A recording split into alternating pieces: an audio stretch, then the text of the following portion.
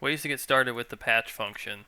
We'll start with a blank app, so we'll start with page design for make.powerapps.com. We'll go to tablet for blank canvas app. This will load and we're going to make it a pretty simple test here. We're going to add a gallery to view one of our SharePoint lists, and then we are going to add items to it and edit items. So let's add a vertical gallery,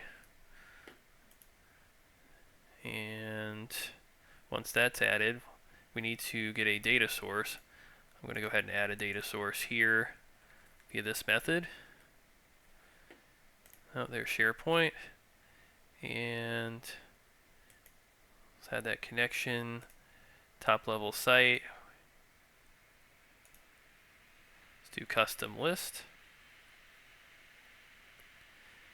Once that is in there, we will go ahead and back to our tree view. Our gallery will make the custom list we added. So custom list, that's the name of the SharePoint list. So we see all the records that are currently in there. Next, we need to be able to add a record to this or edit a record. So we're going to do that via a button. And let's go ahead and add a button.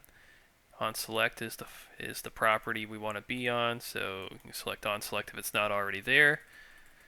And let's go ahead and do patch. And we're going to choose our data source, so this one. And we're going to first add an item, so we'll do defaults. That's how you add a new item. And then we'll say for our data source. And after that, we will go ahead and make it a valid patch function. So records have to be in these curly brackets like that. We will now go ahead and target a couple of fields. So I have multiple fields in this list. So this top one is the title. This other one is a choice field, but for sake of this, I have a field in there called number just to demonstrate that data type. So we'll go back here, and if we just want to add a new item to this manually, we'll say title colon, and just to make it really obvious, we'll say video test. And then if we want to add something to that number field, we'll do num.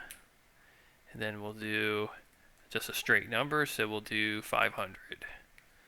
And let's press play. And let's hit the button. And if we go down to the bottom, since it's ascending order, there's our new item. But typically, you're not going to want to add it manually like that. You're going to want to do it more interactively. So let's put some text inputs. So text input, insert a text input, and let's go ahead and clear out the default text. I like to do it over here. And this one, okay, they both are cleared out. I guess I go over here, and let's say, so instead of this, so title's the name of our field, and we're going to use text input 1 for that. Typically you want to rename your text inputs, but we're just kind of doing it quickly here. So the top one's text input 1, and then what type is it? It's text, because that's what title is in SharePoint. That is the data type. Number is a number data type in SharePoint, so we're going to use text input 2. But you'll notice there's no option for number in here. LMN, yeah, there's no number. So we'll just say text, but this time to make it compatible, you have to do value. Oops. And we'll go like that. And what is it? Text input 2 dot text, and that should make it happy. What is it? What are we missing here? Oh, let me go ahead and close that. Yeah. So one nice thing is if you hover over, you'll usually get more information about what the error is. So if I goofed it up, it would highlight, and then you can say name isn't valid, and I can back that out. So it's pretty nice for troubleshooting. So let's go ahead and see how this works without having to do the manual entry in the formula, we can say test video 2, and then for the number we'll put 600, and we'll submit that, and then there that is. So that's a way to make it more interactive. But you might say, well, now I want to update these records. I don't want to just simply add a new one.